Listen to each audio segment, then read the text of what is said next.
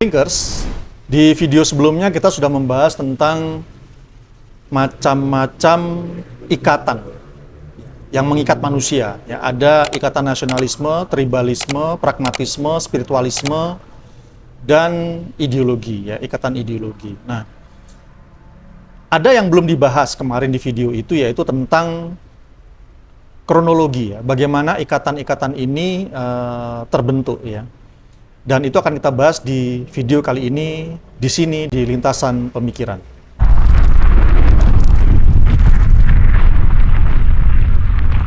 Thinkers, dari 5 ikatan tadi, yaitu ada ikatan nasionalisme, tribalisme, pragmatisme, spiritualisme, dan ideologi, itu ada satu ikatan yang itu lahir dari keyakinan.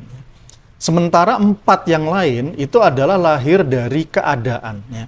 Maka saya perlu jelaskan dulu yang satu, ya, yaitu ikatan yang lahir dari keyakinan, yaitu adalah ikatan ideologi.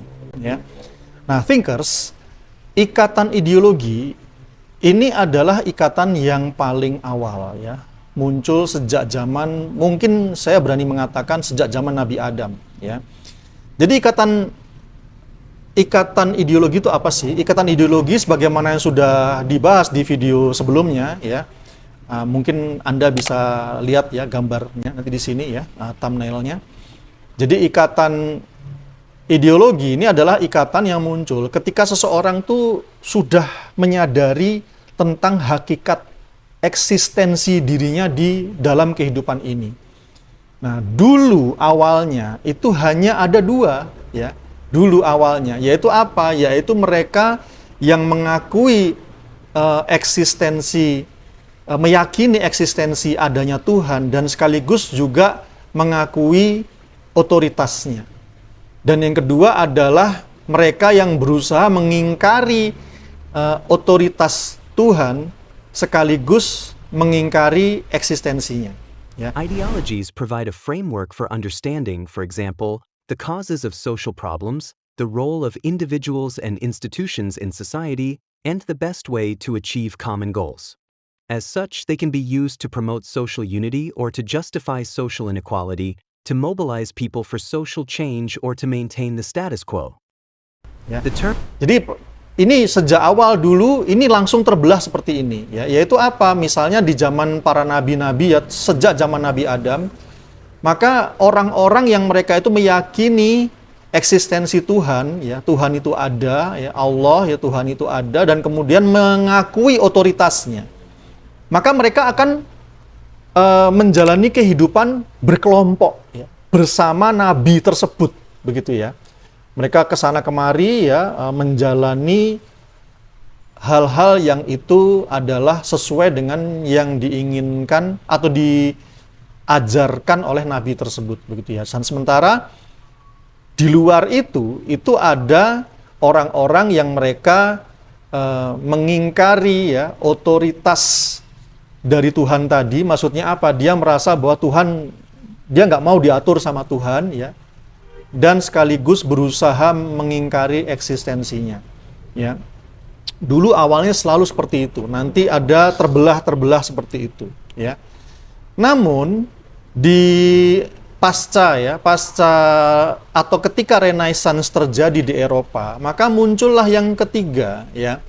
Jadi sejak saat itu muncul yang ketiga, yaitu apa? Yaitu kelompok atau golongan yang mereka itu tidak mengingkari eksistensi Tuhan.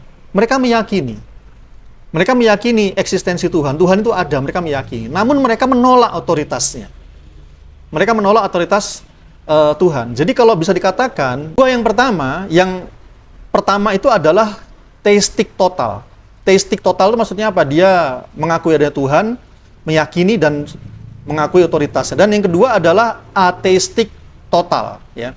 Sementara yang barusan kita sebut, dia teistik atau ateistik tapi sekuler, teistik sekuler, ya. Dia mengakui adanya Tuhan tapi dia sekuler. Nah, ini terjadi di era Renaissance, ya. Jadi The Renaissance. We're talking about a period of European history mainly taking place in Italy from the 14th to the 16th century, bridging the gap between the Middle Ages and modern-day civilization. The word Renaissance means rebirth, in this case the rebirth of the classical Greek and Roman arts and philosophy, following the Middle Ages, an era often branded as a time of war, cultural decline, and pandemics such as the Black Death. Jadi tadinya orang itu total ya, dia itu meyakini adanya eksistensi Tuhan dan otoritasnya, yang di satu pihaknya lagi dia berusaha mengingkari otoritas Tuhan dan sekaligus eksistensinya. Dan yang baru ini itu muncul di Eropa dan kemudian melanda dunia bersamaan dengan gelombang sekularisme yang melanda dunia. Ini muncul golongan yang ketiga, yaitu apa? Yaitu mereka yang mengakui atau meyakini Tuhan itu ada, tapi menolak atau mengingkari otoritasnya. Nah, dampak dari yang ketiga ini, yaitu yang sekularisme ini, maka orang-orang ya, para pemuka-pemuka agama atau agamawan ya, orang-orang ya, pendeta, gerejawan ya, yang mereka itu tadinya mendominasi negara, mendominasi kehidupan, mendominasi pemerintahan, itu tersingkir ya. Nah, akhirnya apa? Mereka setelah tersingkir ya, mereka kemudian tidak punya pengaruh lagi dalam kehidupan ya. Maka mereka kemudian, dan ini banyak di setiap negara ketika gelombang sekularisme itu melanda dunia, yang melanda Eropa dan kemudian dunia, maka yang seperti ini ada banyak ya, pemuka-pemuka agama, agamawan-agamawan yang mereka tidak lagi punya pengaruh dalam kehidupan dunia, kemudian mereka membentuk kelompoknya sendiri, membentuk ikatan yang baru, yaitu ikatan spiritualisme. Nah, ini sebabnya kenapa di video kita yang sebelumnya saya menjelaskan ikatan spiritualisme ini penjelasannya agak unik ya. Mengapa? Karena dia ini tidak membawa aturan kehidupan ya. Namun ada sebabnya. Sebabnya adalah apa? Sebabnya karena dia disingkirkan ya. Jadi mereka ini adalah korban ya dari penyingkiran ya, sekularisme ya, yang terjadi di melanda Eropa dan kemudian dunia, yang itu menyingkirkan orang-orang agamawan ya dari kancah kehidupan, sehingga mereka membuat komunitasnya sendiri. Oke, jadi kronologinya ya, tadi dua ini, yaitu ikatan ideologi itu adalah ikatan yang sejak awal terjadi, itu adalah alaminya manusia ya. Manusia itu tinggal dia itu mengakui adanya Tuhan atau tidak, dia mengakui otoritasnya atau tidak, dan seperti itu ya.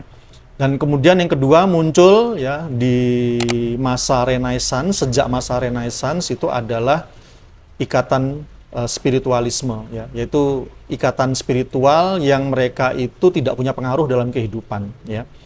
Nah, bagaimana dengan tiga ikatan yang lain ya? Tiga ikatan yang lain, yaitu ikatan nasionalisme, ikatan tribalisme, dan kemudian ikatan pragmatisme. Lah, ini ikatan yang muncul sesuai kebutuhan saja. Jadi ini tidak ada pembahasan mengenai kronologinya ya. Sehingga apa? Sehingga ya manusia menggunakan ikatan-ikatan ini sesuai kebutuhan ya.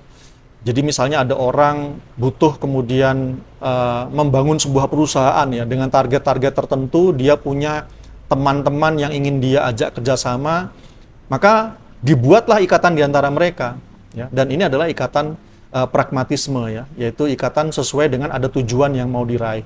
Jadi demikian ya penjelasan dari saya tentang kronologi terbentuknya ikatan ya. Dan ini untuk membahas secara khusus tentang ikatan spiritualisme yang ini agak berbeda dengan ikatan yang lain ya. Demikian yang bisa saya sampaikan. Assalamualaikum warahmatullahi wabarakatuh.